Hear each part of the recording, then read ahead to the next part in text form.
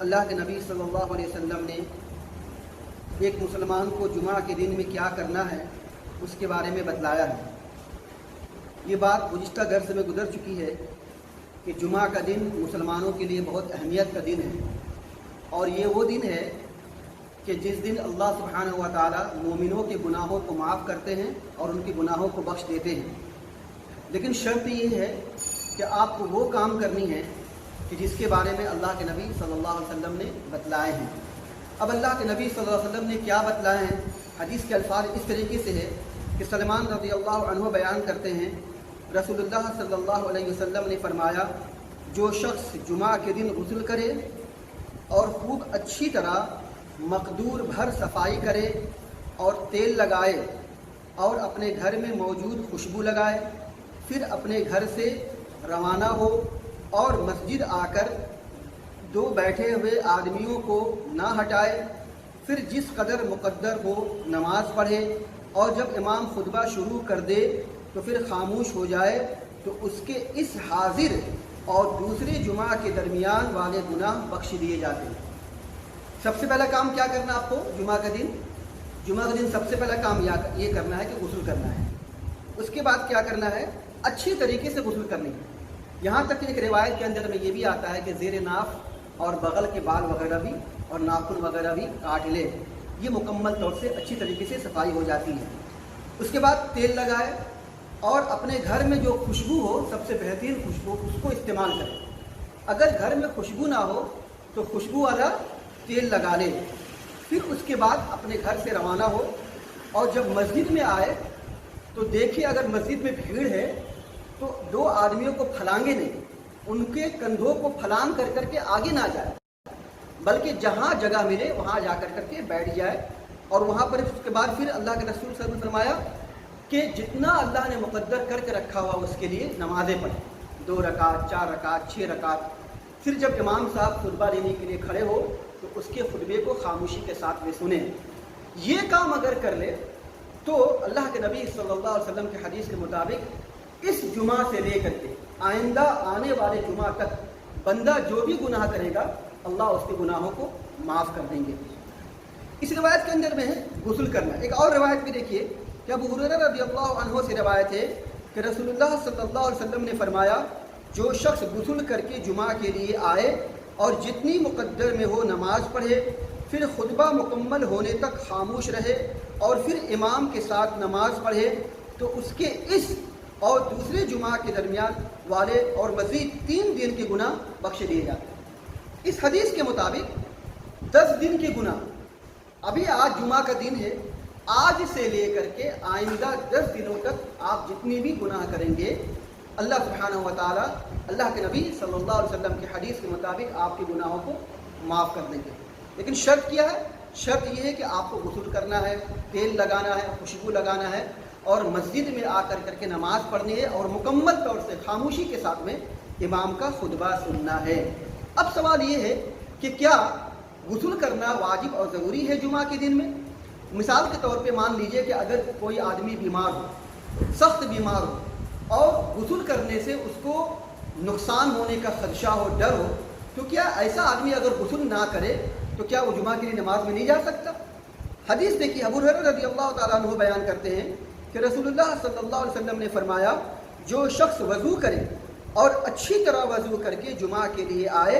اور خاموشی سے غور کے ساتھ خطبہ سنے، تو اس کے اس اور دوسرے جمعہ کے درمیان والے اور مزید 3 دن کے گناہ بخش دیے جاتے ہیں۔ اس حدیث کے اندر میں غسل کا ذکر نہیں ہے۔ کس چیز کا ذکر ہے؟ وضو کا ذکر ہے، وضو کا ذکر ہے۔ تو ان تینوں حدیثوں سے یہ استدلال ہوتا ہے کہ اگر غسل کر لے تو بہتر ہے، لیکن اگر کسی بیماری کی وجہ سے غسل نہ کر سکتا ہو اور وہ آدمی پاک اور صاف ہو، نجس نہ ہو، تو ایسا آدمی اگر صرف اچھی طریقے سے وضو کر لے تو انشاءاللہ اس کا جمعہ ہو جائے گا، اس کو غسل کرنے کی ضرورت نہیں ہے۔ لیکن یہ ہے کہ اس کو صاف کپڑا پہننا چاہیے، اچھا کپڑا پہننا چاہیے۔ جمعہ کے دن میں لگے کہ ہاں آج ایک مسلمان جمعہ کا دن منا رہا ہے، جمعہ کا دن منا رہا ہے، ایسا اچھا کپڑا پہنے کہ لگے کہ ہاں یہ آج ایک الگ طریقے سے نیا کپڑا اس نے پہنا ہوا ہے۔ چنانچہ حدیث کے الفاظ دیکھیے، سنن ابن ماجہ کی روایت میں ہے، حدیث نمبر ابن ماجہ کی 1087 نمبر کی حدیث ہے، صحیح درجے کی روایت ہے کہ عبداللہ بن سلام رضی اللہ عنہ بیان کرتے ہیں کہ رسول اللہ صلی اللہ علیہ وسلم نے فرمایا، اگر تم میں سے کوئی آدمی دوران کام پہننے والے کپڑوں کے علاوہ جمعہ کے دن کے لیے ایک الگ کپڑا بنا سکتا ہو تو وہ بنا لے، اس پر کوئی حرج نہیں۔ یعنی مسلمانوں کو چاہیے کہ جمعہ کے دن عام دنوں کے مقابلے میں، عام دنوں کے بنسبت ایک اچھا الگ کپڑا پہنے تاکہ لگے کہ آج وہ جمعہ کا دن منا رہا ہے۔ یہ اس وجہ سے ہے کہ تاکہ مسلمانوں کو جمعہ کے دن کی فضیلت حاصل ہو اور مسلمانوں کے گناہ کو اللہ سبحانہ و تعالی معاف کر دیں۔ ایک اور روایت میں اللہ کے نبی صلی اللہ علیہ وسلم نے مسلمانوں کو یہ خوشخبری سنائی ہے کہ مسلمان اگر جمعہ کے دن یہ کام کر لے تو اللہ سبحانہ و تعالیٰ اس کے گناہ کو معاف کر دیں گے۔ یا ایک روایت کے مطابق اللہ کے نبی صلی اللہ علیہ وسلم نے فرمایا کہ جو بندہ اللہ سے مانگتا ہے اس دن اگر اللہ سے مانگتا ہے تو اللہ سبحانہ و تعالیٰ اس کے دعاؤں کو رد نہیں کرتے۔ چنانچہ حدیث الفاظ دیکھیے، ابو ہریرہ رضی اللہ تعالیٰ عنہ بیان کرتے ہیں کہ رسول اللہ صلی اللہ علیہ وسلم نے فرمایا، جمعہ کے دن ایک ایسی گھڑی ہے کہ جب مسلمان بندہ اس گھڑی میں اللہ سے کوئی خیر طلب کرتا ہے تو اللہ اسے وہی چیز عطا فرما دیتا ہے۔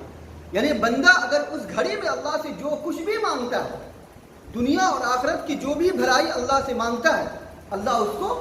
دے دیتے ہیں۔ اب وہ گھڑی کون سی ہے، کون سا وقت ہے؟ تو امام مسلم رحمہ اللہ نے نقل کیا ہے کہ وہ مختصر گھڑی ہے، بہت ہی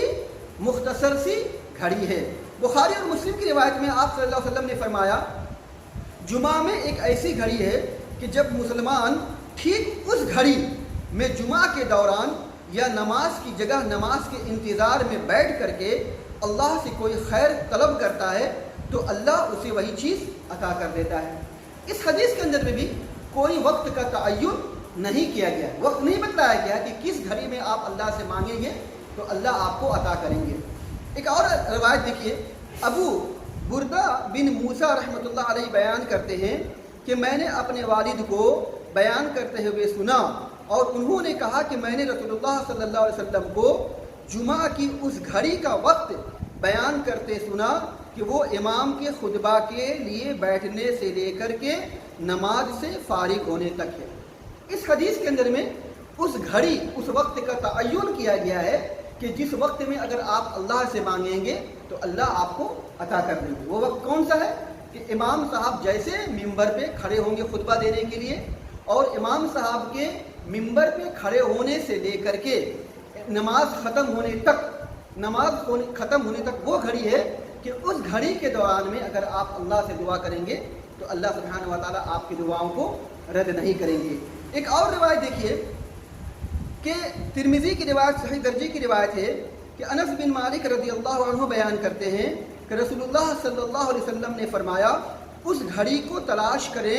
جس کے بارے میں امید کی جاتی ہے کہ وہ جمعہ کے روز بعد نماز عصر سے غروب آفتاب تک ہوتی ہے۔ اس حدیث کے اندر میں ہمیں یہ بتایا گیا ہے کہ عصر کے وقت سے لے کر کے سورج کے غروب ہونے تک وہ وقت ہے، جمعہ کے دن عصر کا شروع ہونے سے لے کر کے سورج کے غروب ہونے تک وہ وقت ہے کہ جس گھڑی میں اگر بندہ اللہ سے کچھ مانگتا ہے، دنیا اور آخرت کی بھلائی طلب کرتا ہے تو اللہ اس کو عطا کر دیتے ہیں۔ تو ان تمام روایت سے یہ پتہ چلتا ہے کہ امام صاحب کا ممبر پر چڑھنے سے لے کر کے سورج غروب ہونے تک ان اوقات میں، ان گھڑی میں کوئی بھی بندہ اگر اللہ سے مانگتا ہے،